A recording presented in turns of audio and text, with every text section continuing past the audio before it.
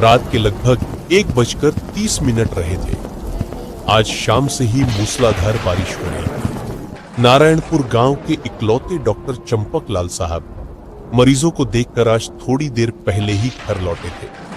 अकेले ही रहते, थोड़ा बहुत कुछ खा पीकर थके हारे आज के लिए बिस्तर पर लेट गए थे। इतनी रात को कौन आया है? दिन भर मरीज देखने से चंपक लाल डॉक्टर बहुत थक चुके थे। मन ही मन बहुत परेशान हो गए। जैसे वो दिन भर डॉक्टरी करने के बाद इतनी रात फिर घर भी चले आते हैं। ये लोग डॉक्टर हूं तो जैसे दिन में कुछ घंटे सोने का भी अधिकार नहीं। उधर दरवाजे पर धबके की आवाज बढ़ती ही जा रही थी। कौन? रुको, आ रहा हूं। नींद में उठकर दरवाजा खोल दिया। डॉक्टर ने दरवाजे के बाहर गांव के ही एक आदमी खड़ा था। तुम नरेश होना? इतनी रात को तुम अभी यहाँ क्या कर रहे हो? डॉक्टर साहब, क्या मैं पागल हो गया हूँ? डॉक्टर साहब, बिल्कुल पागल, दया कीजिए, बताइए मुझे। जवाब देने से पहले डॉक्टर ने नरेश की तरफ देखा। थपावट, लेकिन रोमांच से भरा चेहरा, बारिश में भीगकर बिखरे बाल। क्या हुआ? बहुत डरे हुए लग रहे हो। जो भी हो, शांत हो जाओ, अंदर आकर बैठो। नरेश कमरे में आकर बैठा। चंपक लाल ने एक गिलास पानी दिया उसे। इसके बाद कुछ देर सिर्फ लगातार बारिश की आवाज के अलावा कुछ सुनाई नहीं दिया। डॉक्टर साहब नरेश को अच्छे से देखने लगे। वो बहुत रोमांचित हैं, इसमें कोई संदेह नहीं। थोड़ा संभल कर वो खुद ही अपनी कहानी सुनाएगा। कुछ देर बाद नरेश ने अपनी कहानी शुरू की। मैं एक मजदूर हूँ डॉक्टर साहब। उस गांव में खेतों में काम करता रहता हूँ। पास के गांव में मदन सेठ के घर से बुलावा आया था। आज वहां से काम खत्म करके निकलने में काफी रात हो गई। फिर जब इस गांव में आया, जंगल में चलते चलते अचानक तेज बारिश शुरू हो गई। इतनी जोर से बारिश होने लगी कि पैदल घर आना ही मुश्किल हो गया। कहीं थोड़ा सिर छुपाने की जगह मिल जाए, यह सोच ही रहा था, अभी गांव के आखिरी सिरे में वो पुराना घर दिखा मुझे। लेकिन हैरानी की बात क्या है जानते हैं डॉक्टर? उस घर में तो कोई रहता नहीं है, लेकिन मैंने वहां तब एक लालटेन की रोशनी देखी। गांव के आखिर में जंगल के बीच वो पुराना घर, वहां तुम्हें इंसान कैसे दिखा? वहां आज तक कोई रहता है? सुना नहीं मैंने, जो रहते थे वो तो बहुत साल पहले ही मर गए हैं। वही तो डॉक्टर साहब, देखकर पहले तो बहुत हैरानी हुई, लेकिन तब बारिश में ज्यादा सोच विचार ना करके उस घर की ओर चला गया। कोई है ऊंची, घर में कोई है।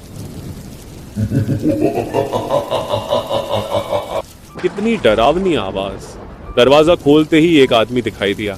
शरीर पर चदन थका, और क्या देखा, उस आदमी की आंखें कैसे डरावनी थीं और दूसरे हाथ आगे बढ़ाकर आ रहा था। इतना बोलकर जैसे कांप उठा नरेश। फिर बताते जाओ। उस आदमी के पीछे से एक औरत बाहर आके बोली, उन्हें दिखाई नहीं देता, आप बताइए यहाँ आप क्या चाहते हैं? मैं ये पास के गांव से आ रहा हूँ जी। इतनी तेज बारिश हो रही है, इस बारिश में तो घर नहीं जा सकता। अगर कृपा करके इस आंधी बारिश में मुझे थोड़ी देर रुकने के लिए जगह दे देते तो मैं धन्य हो जाता। ये बारिश थोड़ी रुकते ही मैं चला जाऊंगा यहाँ से। वो अंधा आदमी दरवाजा रोक कर खड़ा था। औरत बोली, इसे आने दो, इससे तो काम चल जाएगा। ये बात सुनकर ना कुछ अजीब लगा। मुझसे काम चल जाएगा मतलब जो भी हो। कमरे में जाकर बैठ गया। आप बैठिए, मैं आपके लिए कुछ खाना लेके आती हूँ। नहीं, वो सब कुछ नहीं चाहिए मुझे। कृपया करके आप थोड़ी देर रहने दीजिए, यही बहुत है और कुछ नहीं चाहिए। वो बोल के क्या होगा, बारिश रात के मेहमान है, आप ऐसे ही जाने दे सकते हैं क्या? फिर वो ऐसा बोल के दोनों बगल वाले कमरे में अंधेरे में कहीं चले गए। मैं अकेला बैठा रहा। बैठे बैठे जैसे आंख लग गई थी। थोड़ी आंख खोलते ही देखा बगल की दीवार में दरवाजा है, जैसे उसके उस पार पास वाला कमरा उस रही थी। पास वाले कमरे से सोचा वो औरत शायद खाना बना रही है, लेकिन उसके साथ साथ कैसी एक धुंधली सी लगातार मंत्र पढ़ने की जैसी आवाज आ रही थी। मैं वैसे डरपोक नहीं हूं डॉक्टर, लेकिन फिर भी किसी एक अशुभ सी महसूस होने लगी। मुझे मेरे मन में बुरे ख्याल आने लगा, बार बार लगने लगा शायद यहाँ आके मैंने ठीक नहीं किया, और उधर लगातार मंत्र पढ़ने जैसी आवाज बढ़ती ही जा रही थी। मेरा मन हुआ कि जाकर देखता हूं क्या हो रहा है उधर। यह सोचकर दरवाजे से झांक कर देखा पास वाले कमरे में कितना भयानक दृश्य था। हाय राम राम राम राम राम राम राम। यार ये क्या देख रहा है? खाएगा, खाना खाएगा। नहीं नहीं नहीं, मैं कुछ नहीं खाऊंगा, मुझे जाने दीजिए, मैं यहाँ से जाना चाहता हूँ। जाएगा कहाँ जाएगा? यहाँ से कोई कहीं नहीं जा सकता, तू भी नहीं जाएगा।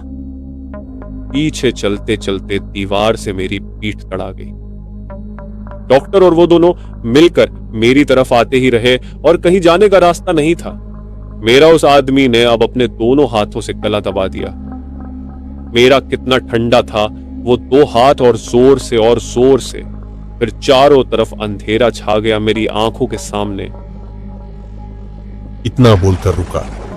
नरेश बाहर बारिश तब तक थोड़ी थम गई थी। घड़ी में रात के 2 बज गए।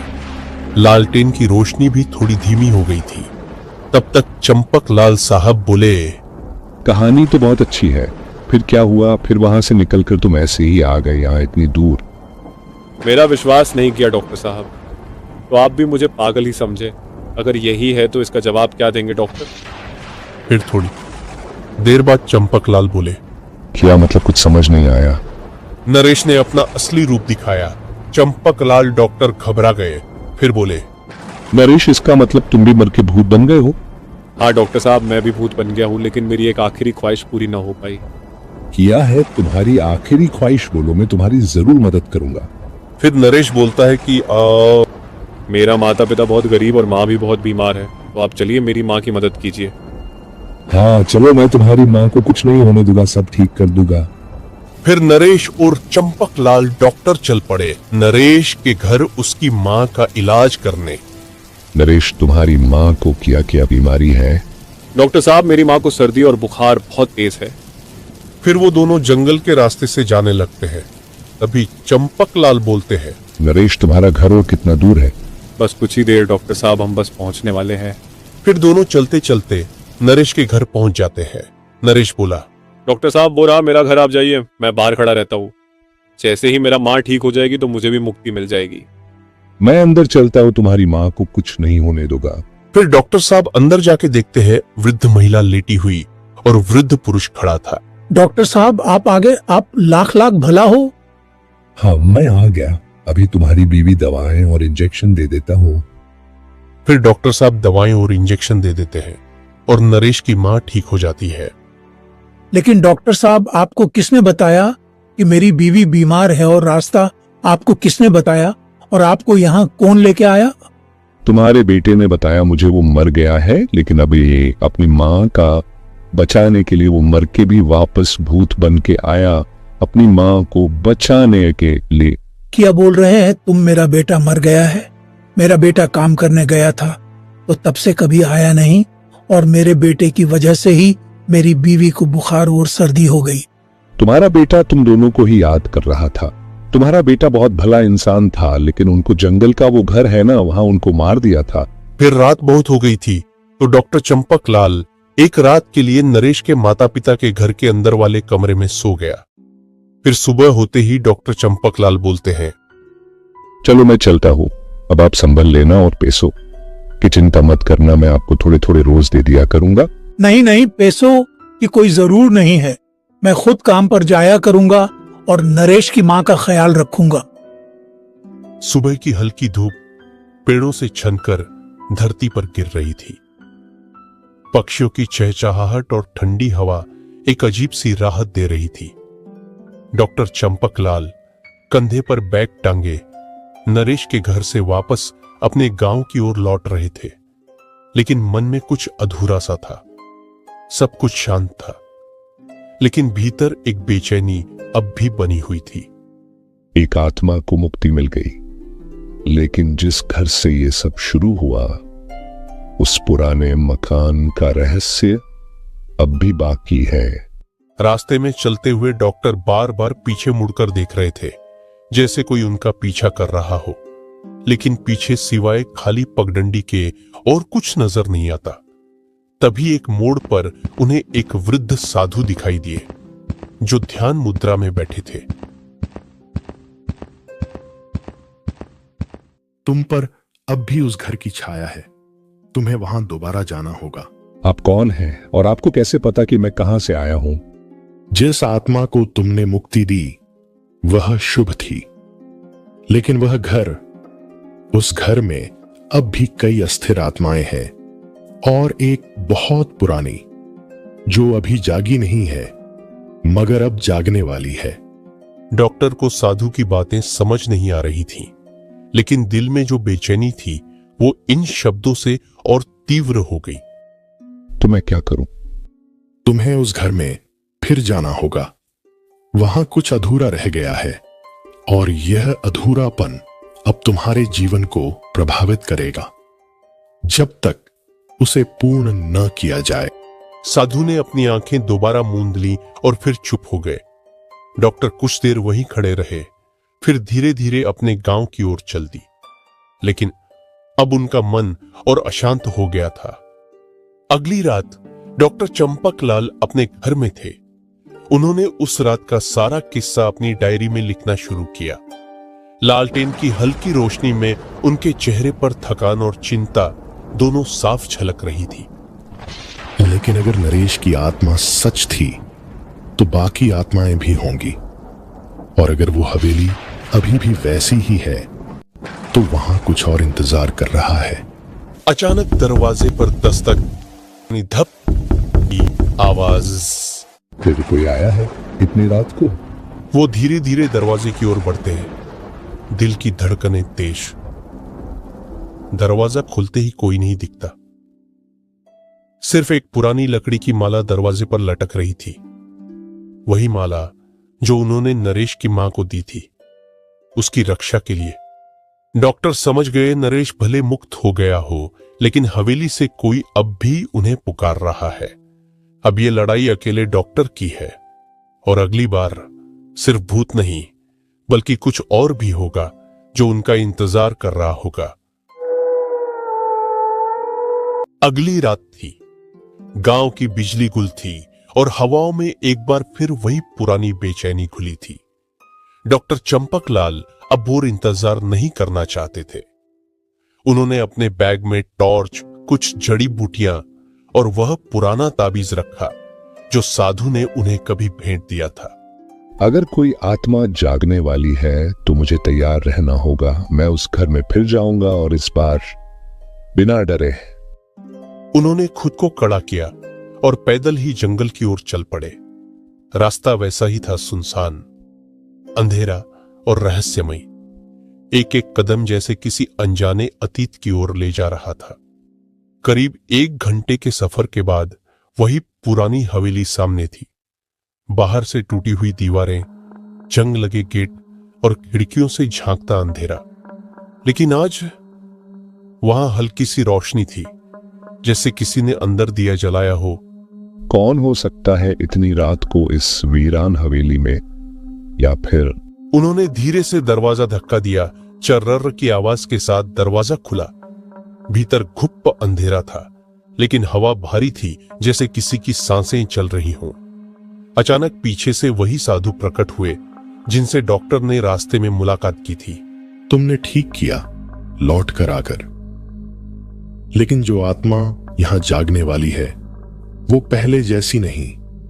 ये एक रक्षक आत्मा थी जो अब रक्षक नहीं रही। ये अब शापित है। शापित? क्यों? क्या हुआ था यहाँ? साधु ने अपनी उंगली हवेली की दीवारों की ओर उठाई। दीवारों पर अब लाल रंग से लिखे कुछ संस्कृत श्लोक उभर आए थे। डॉक्टर उन्हें पढ़ नहीं सके, लेकिन उनके अक्षरों से जैसे धुआं उठ रहा था। इस हवेली में सालों पहले एक पुजारी रहा करता था, लेकिन जब गांव वालों ने उस पर तंत्र क्रिया का आरोप लगाया तो उसे जिंदा जला दिया गया। उस दिन से उसकी आत्मा इस घर में कैद है। लेकिन आज की रात वही तिथि है। आज वो जागेगा और बदला लेगा। तभी एक जोर की हवा चली और हवेली का दरवाजा खुद ब खुद बंद हो गया। टॉर्च की रोशनी कांपने लगी और डॉक्टर चंपकलाल ने देखा हवेली की दीवारों से धुएं जैसी काली आकृति बाहर निकल रही थी।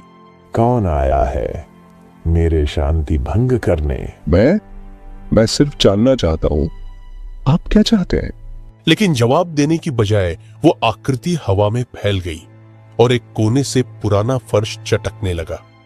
वहां से एक पुरानी माला, राख और कुछ लकड़ी के टुकड़े बाहर आए, जैसे किसी को वहीं जलाया गया हो। अब समय नहीं बचा, या तो इसे शांति दो या ये पूरा गांव शापित होगा। डॉक्टर ने झट से अपना ताबीज निकाला, माला उस पर लपेटी और जड़ी बूटियां जलाकर धूप के रूप में हवा में छोड़ दी। कमरे में धुआं भर गया और फिर अचानक सन्नाटा। धुआं धीरे धीरे कम होने लगा।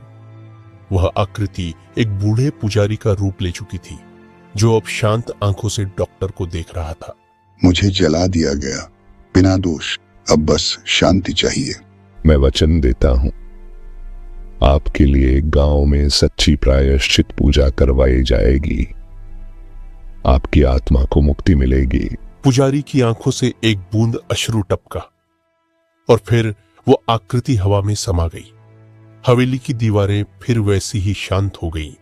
तुमने आज एक शाप को रोका है, लेकिन याद रखना, जहां अतीत अधूरा हो वहां अंधकार कभी पूरी तरह खत्म नहीं होता।